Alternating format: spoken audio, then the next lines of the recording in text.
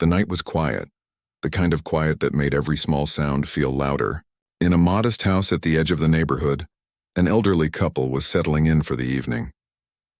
They had lived there for decades, their home filled with memories of family, laughter, and quiet nights. Outside, the streetlights cast a soft glow, illuminating the neat lawns and familiar faces of neighbors who often waved and shared small talk. The couple had always enjoyed the simplicity of life, tending to their small garden during the day and watching their favorite shows at night. Life had slowed for them, as it naturally does with age, but there was a comfort in routine, in the predictability of everyday moments. That night, however, the peace was shattered. In the darkness, figures moved silently, skilled and purposeful. The Mafia had come with one goal: to send a message, to instill fear, and to take what they wanted without regard for life. The couple, who had done nothing to provoke anyone, became an unfortunate target in a world ruled by greed and power. The invaders did not see two human beings with a lifetime of experiences. They saw numbers, obstacles, and profit. Inside the house, the couple was unaware of the danger that had arrived. They chatted quietly about simple things, reminiscing about old stories and laughing at memories that seemed like yesterday. Their voices were warm, full of life, carrying the calm of two people who had found contentment together. They had no enemies, no reason to fear anyone, but fate had a cruel plan, and the world outside their walls had no place for innocence. The first sound of intrusion was subtle, a slight creak in the floor above the basement. The couple paused, listening. It was unusual, but not entirely alarming. Perhaps it was a stray animal or the wind, yet the feeling of unease grew, an instinctive warning that something was wrong. Before they could fully process it, the door burst open, and masked figures stormed in, moving quickly with a precision that spoke of experience and ruthlessness. Panic set in immediately. The couple tried to understand, to reason with the intruders, but the Mafia had no interest in conversation. Their movements were deliberate and controlled, like a deadly dance rehearsed countless times. The elderly couple, fragile and vulnerable, could not match the strength or the intent of the intruders. What followed was a brief, terrifying struggle, a clash between innocence and violence that left no winners. In those moments, the house that had been a sanctuary became a scene of horror. Neighbors, usually attuned to the normal sounds of suburban life, were startled by noises they had never expected to hear. Screams, breaking glass, and the heavy thuds of a struggle echoed into the night. Some reached for phones to call for help, their hands trembling, their hearts pounding. Others watched from a distance, frozen in disbelief, unable to intervene. The world seemed to hold its breath, waiting for an end that no one wished to imagine. When the chaos ended, silence returned, heavier than before. The couple lay lifeless, victims of a senseless act, their home violated, their lives stolen. The intruders had vanished as quickly as they had appeared, leaving no trace but destruction. It was over in minutes, but the impact would ripple for years. The neighborhood, once peaceful, was left with a lingering sense of fear and sorrow. Conversations would now include whispers of danger, of how life could change in an instant, and of the fragility of security. The authorities arrived soon after, responding to calls from neighbors who had finally dared to dial emergency services. The scene was horrific, but they worked with professionalism, cordoning off the house, collecting evidence, and trying to make sense of the chaos. Every detail was recorded, every possibility explored, but the trail of the Mafia was cold.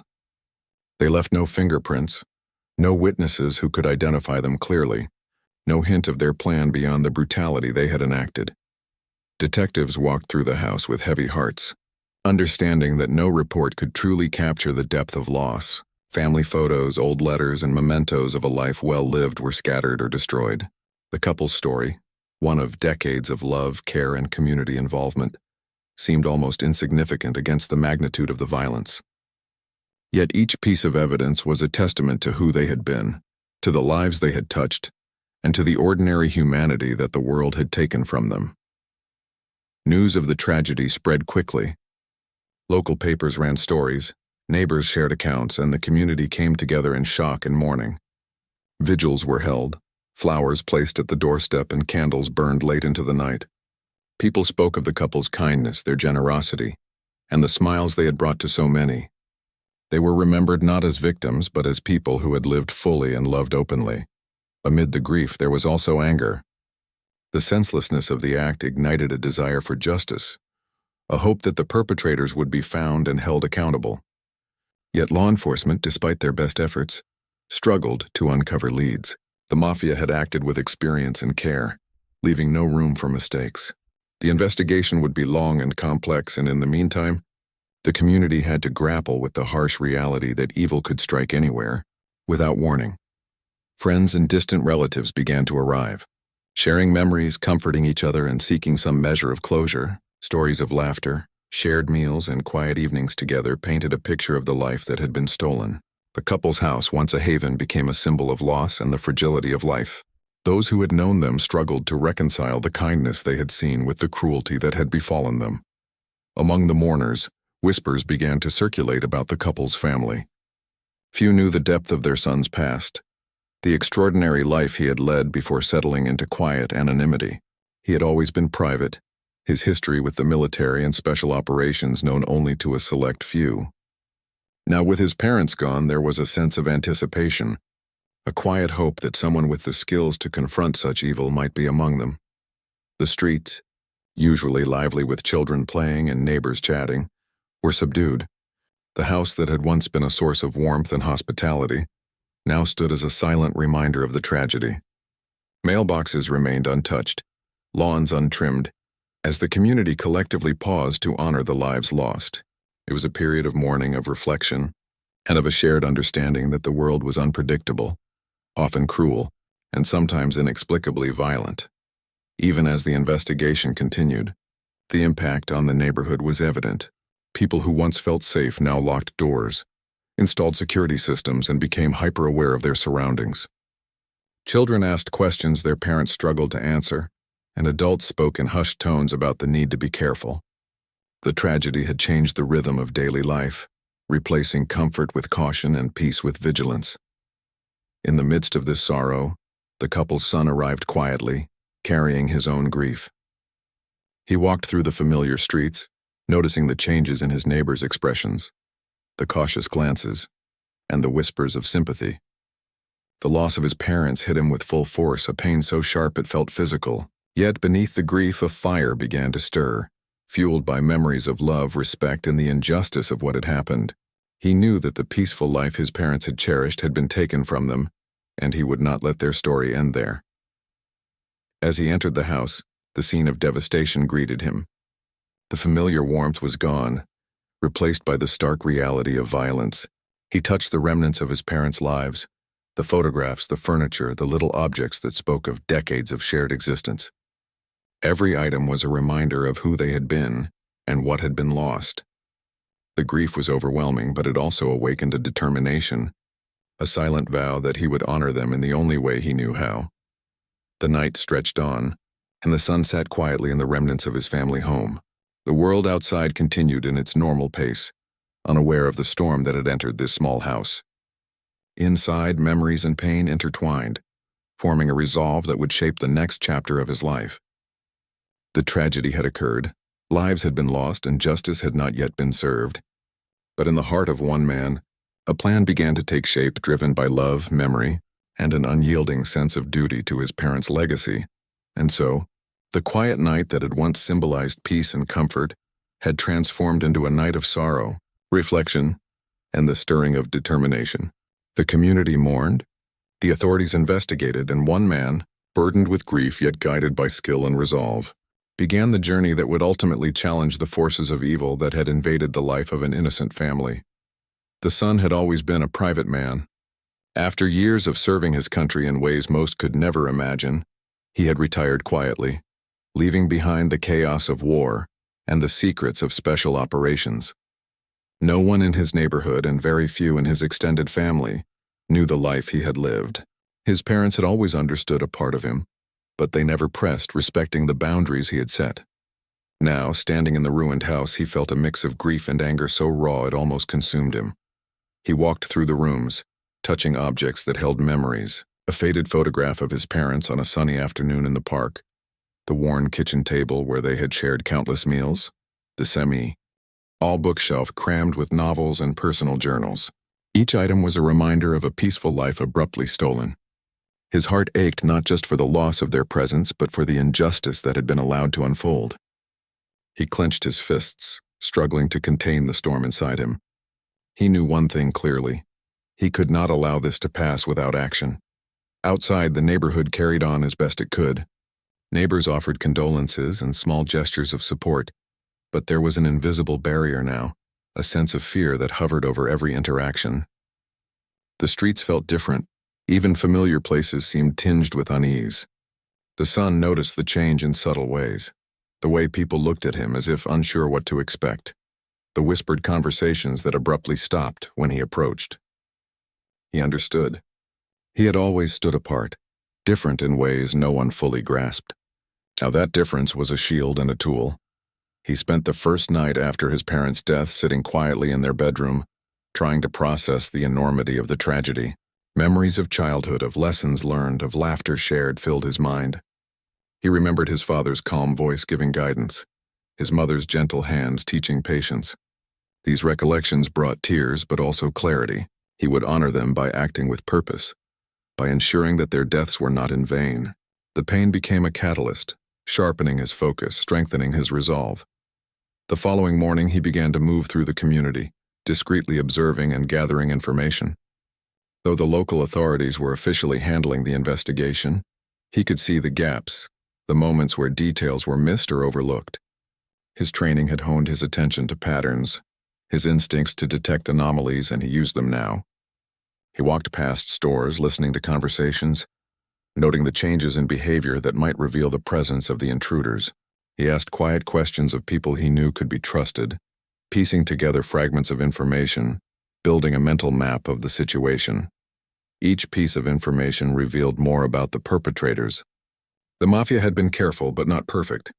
There were signs in the movements of local shops, unusual deliveries, subtle shifts in security, and whispers of new faces in nearby neighborhoods. He recognized the hallmarks of organized crime, the planning, the precision, and the confidence that comes from experience. Yet he also recognized the mistakes, the small oversights that a trained eye could exploit. His parents' killers had underestimated the reach of a man who had been forged in the crucible of elite operations. He began contacting a few trusted allies, former colleagues who had served with him in operations that were classified and dangerous. These were men and women who understood the discipline, patience, and ruthlessness that such situations demanded. They did not ask questions. They simply offered resources, advice, and quiet reassurance. With their help, he began to plan, not impulsively but with a strategic mind. He was not driven by vengeance alone. He was driven by the need to dismantle the threat and ensure the safety of others. Each move was calculated, each step deliberate. Meanwhile, the community continued to mourn. Vigils were held, and local leaders spoke about resilience and unity.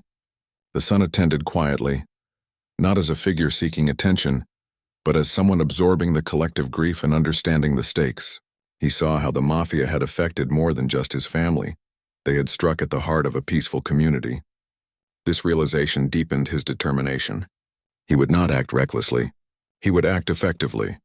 He spent days and nights analyzing patterns, identifying connections, and preparing contingencies. He used skills honed over years of training: surveillance, counter-surveillance, strategic planning, and situational awareness. He practiced scenarios, visualizing potential confrontations, anticipating the movements of adversaries, and preparing for all outcomes. He knew that once he engaged, there would be no turning back. Yet the clarity of his purpose allowed him to remain calm, measured, and precise. During this time, he also allowed himself moments of reflection. He thought about his parents' teachings, the values they had instilled, and the life they had cherished. These memories were both a comfort and a guide. They reminded him that his actions, though necessary, must honor the integrity and humanity that his parents had lived by. The mission was not simply about retribution. It was about justice, about correcting a wrong without becoming what he despised. He began to identify the key figures within the local Mafia cell, those responsible for the intrusion. Some were known to law enforcement, but their involvement in this specific crime was hidden beneath layers of deception. Others were new faces, brought in to carry out orders unaware of the full consequences. He mapped their routines, noting weaknesses and opportunities. He used technology, Careful observation and old-fashioned legwork to build a clear picture of the organization's structure, the flow of information and the behavior of its members. In the quiet moments, he allowed anger to surface, feeling the depth of loss and the betrayal of safety. Yet he never let it cloud his judgment. Every emotion became a tool, a reminder of why he could not fail. He thought of his parents' smiles, their guidance, and the life they had lived with dignity and grace. These memories grounded him, giving him a sense of purpose beyond revenge. He also began to consider the broader implications. The Mafia was not confined to this one neighborhood. Their reach extended into other areas, affecting countless lives. By dismantling their local operation, he could prevent further harm, protect innocence, and honor his parents in the most meaningful way. Each decision was weighed with care, balancing risk with potential impact. He was patient, knowing that a misstep could endanger not only himself but the community he had grown up in. Late one night, he returned to his parents' home, standing in the dimly lit living room. The shadows cast by the moonlight seemed to echo the memories of those who had lived there. He thought about what they would have wanted, how they would have advised him if they were still alive.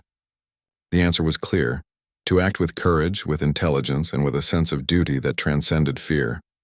He made a silent promise that he would see this through, not for vengeance alone, but for justice and protection. As the days passed, his presence in the neighborhood became more purposeful. He maintained a low profile, blending into the community while quietly gathering intelligence.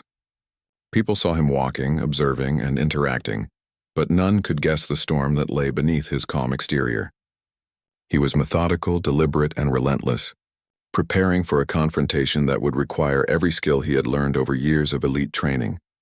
The son's mind was a balance of emotion and strategy. Grief was present, but it was controlled. Anger existed, but it was focused. Fear was acknowledged, but never allowed to dominate. He understood that success would require patience, timing, and precision.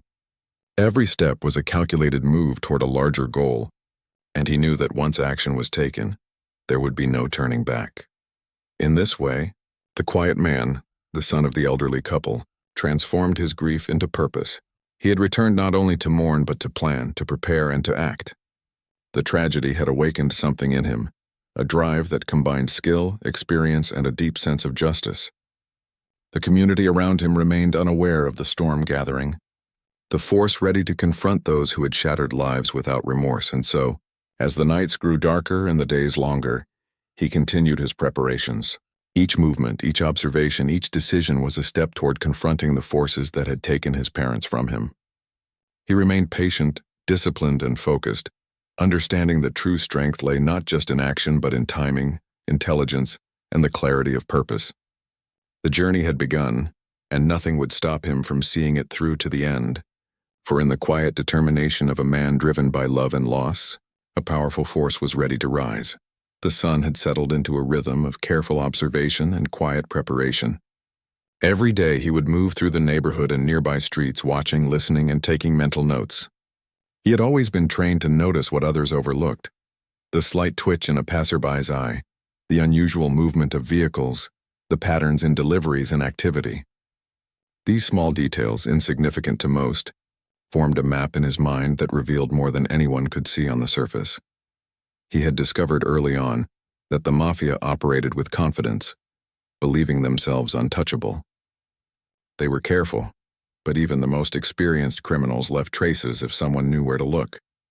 He traced the flow of money, observed meetings at discreet locations, and recognized routines that indicated hierarchy and control.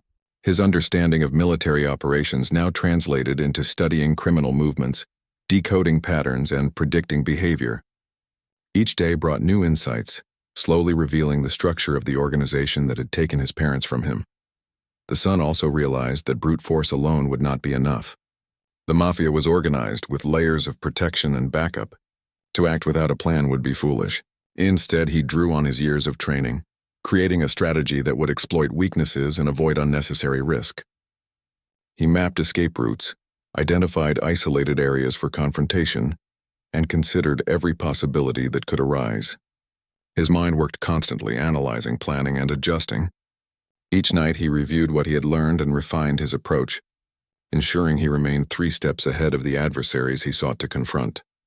He reached out to a few trusted allies from his past, people who had served with him in missions that were dangerous and complex. They did not question him. They understood discipline and loyalty, and they provided support when needed. Some offered intelligence networks that could reveal movements he could not see on his own. Others helped with equipment, communications, and safe locations. It was a silent collaboration, built on trust and shared experience.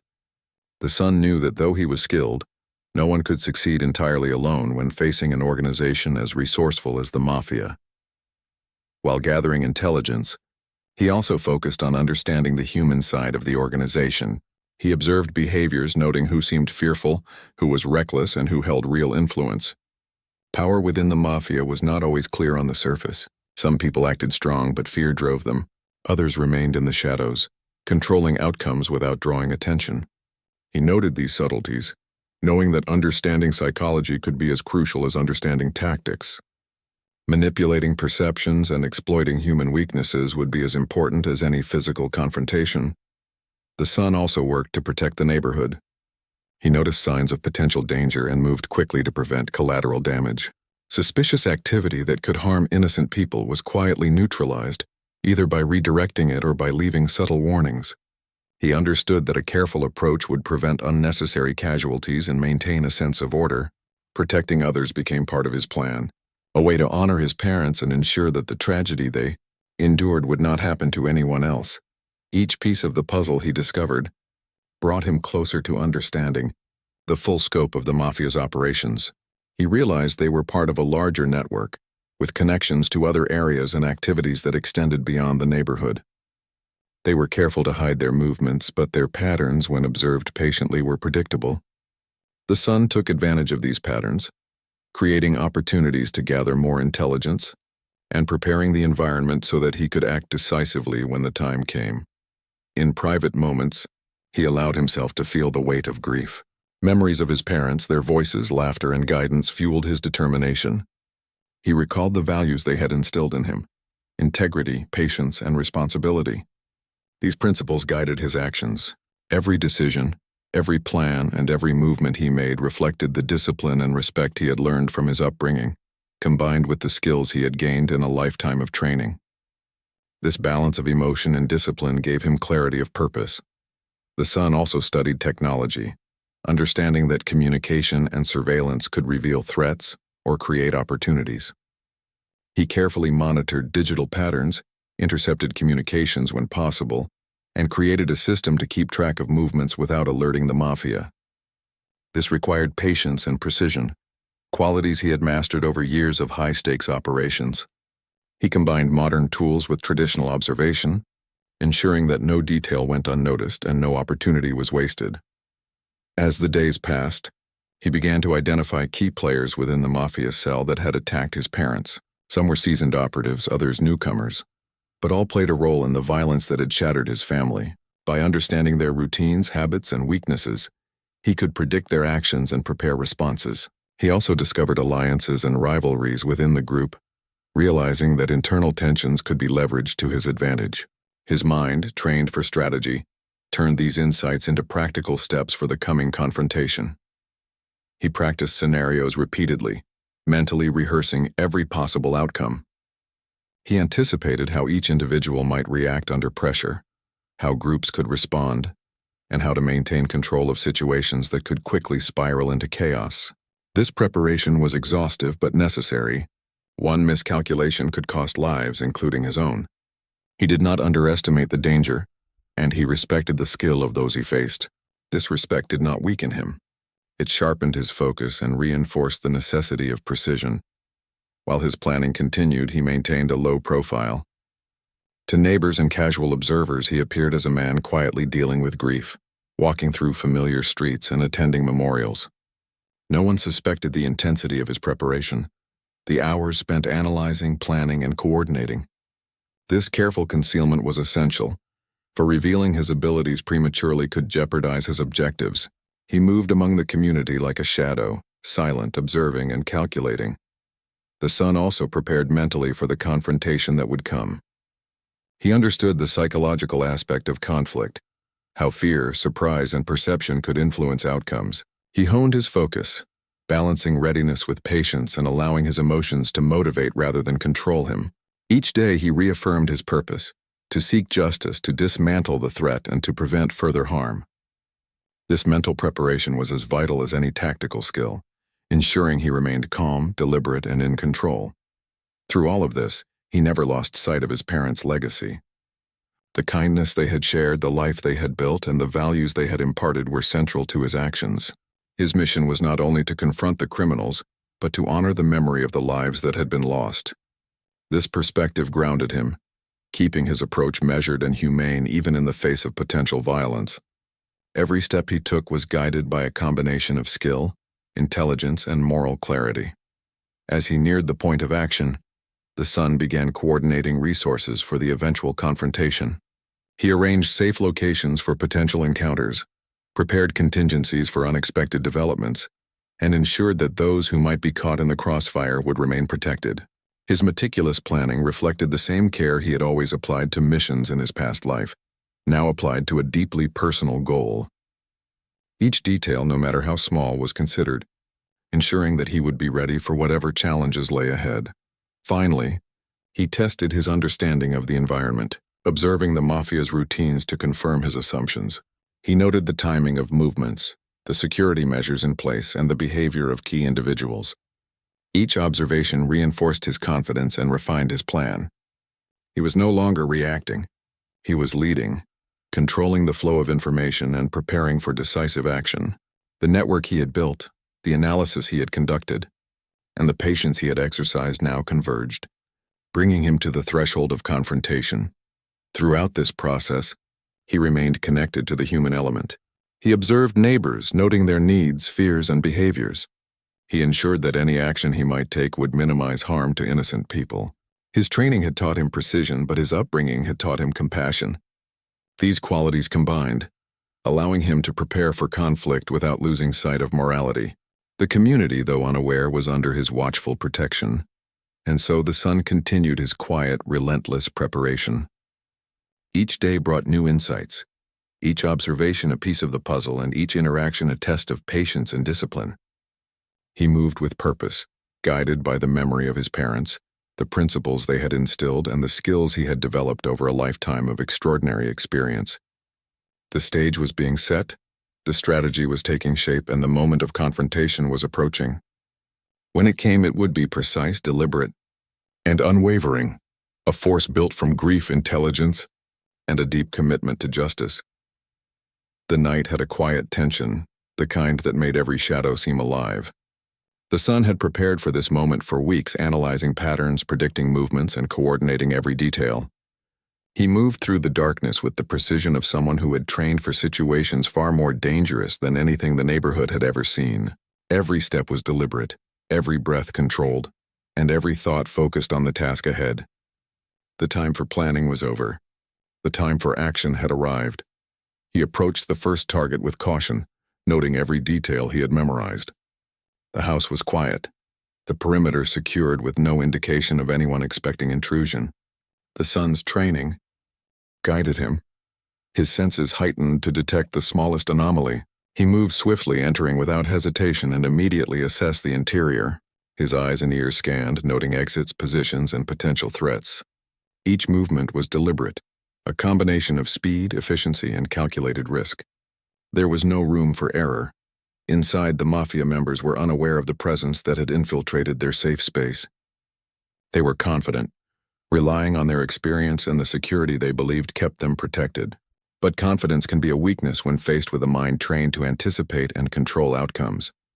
The son used their overconfidence against them, positioning himself in ways that allowed maximum observation and control. He struck with precision, incapacitating the first group quickly and silently. There was no hesitation, no wasted motion, only the execution of a well-rehearsed strategy. As he moved from room to room, he encountered resistance. Some of the intruders were more alert, more aggressive, and more dangerous than he had anticipated. Yet his training, coupled with his emotional drive, allowed him to adapt in real time. Every encounter was resolved efficiently, using the minimum force necessary to neutralize the threat. He was aware of his surroundings, constantly adjusting to new variables, ensuring that the mission proceeded according to plan. The tension was intense, but his control never wavered. The son noticed the reactions of the individuals he confronted.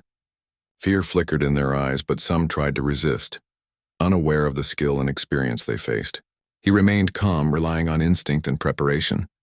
Each movement was calculated, each decision informed by both observation and knowledge of human behavior. He recognized that panic could be as effective a weapon as force, and he used psychological pressure to gain advantage, guiding adversaries into positions where they could be controlled or contained. Outside, he monitored additional movements, ensuring that reinforcements would not surprise him. His preparation included contingency plans for every possible scenario, and he implemented them seamlessly. He moved with the efficiency of someone who had faced life-and-death situations countless times before. There was a rhythm to his actions, a combination of observation, adaptation, and execution that made him formidable.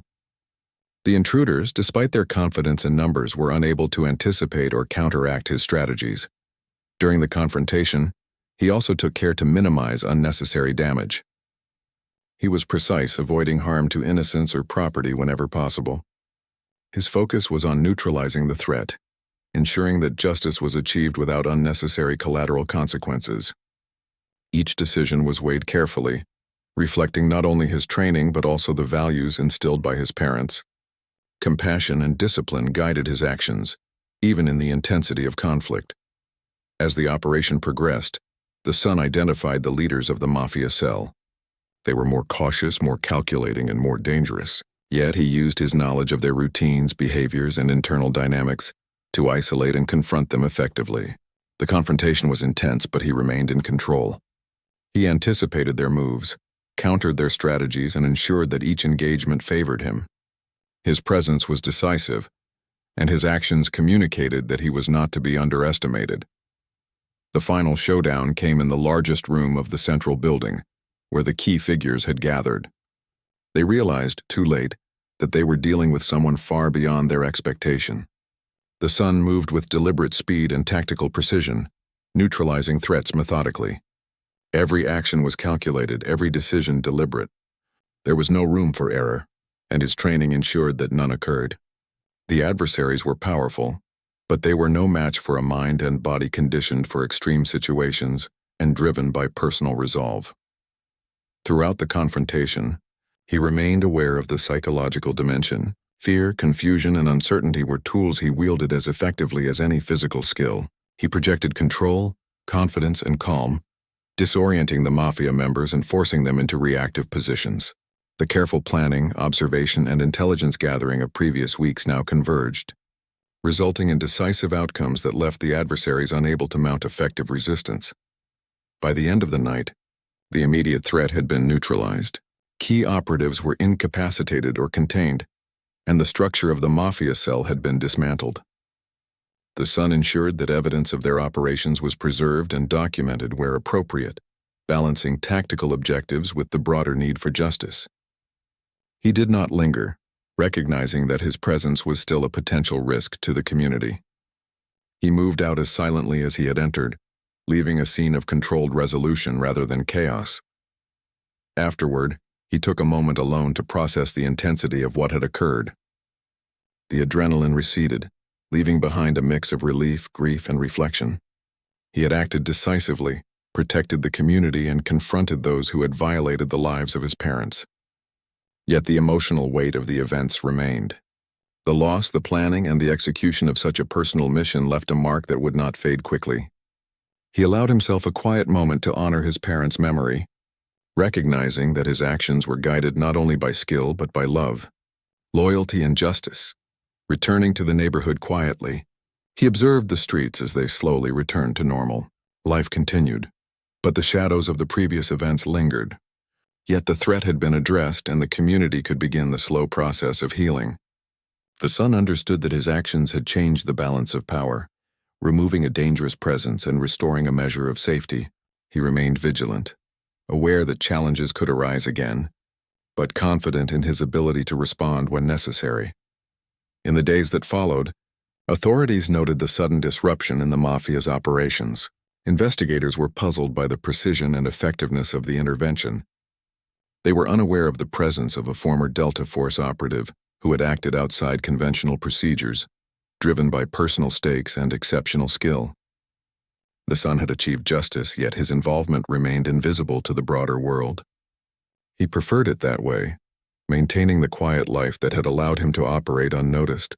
He also reached out subtly to those who had been indirectly affected by the Mafia's presence.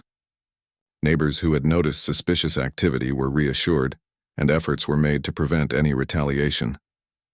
He remained a guardian figure, operating in the shadows to ensure that the community he had grown up in could rebuild and recover. His actions combined discipline, foresight, and compassion, reflecting both his training and the principles instilled by his parents. The confrontation had been intense, but it also reinforced his understanding of strategy and human behavior. He recognized that preparation, patience, and the careful observation of patterns were often more effective than brute force alone. Every move he had made, every calculated decision, had been necessary to achieve the desired outcome. The balance of intelligence, skill, and moral clarity had ensured success without unnecessary harm. Throughout the experience, he remained conscious of the personal growth that came from such extreme circumstances. He had faced loss, grief, and danger, and had acted decisively to confront injustice. The process tested his abilities, patience, and resolve, and it reaffirmed the importance of discipline, strategy, and ethical action. In the aftermath, he reflected on the lessons learned and the responsibility that came with exceptional skill.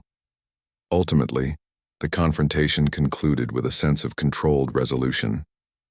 The Mafia cell had been dismantled, the community had been protected, and justice had been delivered in a precise, measured manner.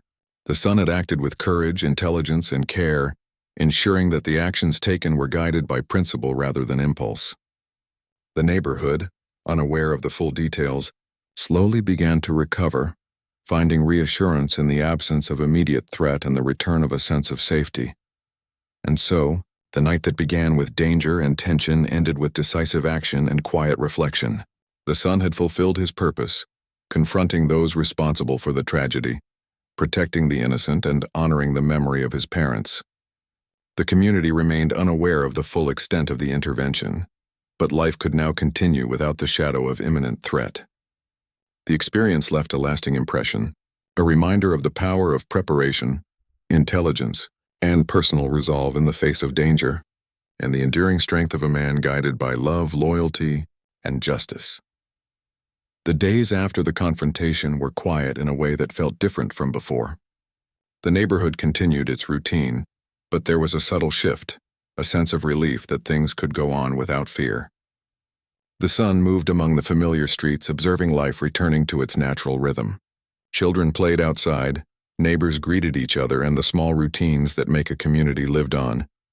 Yet he could see the traces of the trauma that had passed. People spoke softly about the tragedy, but slowly they began to heal. He spent time revisiting his parents' home, now empty and still. The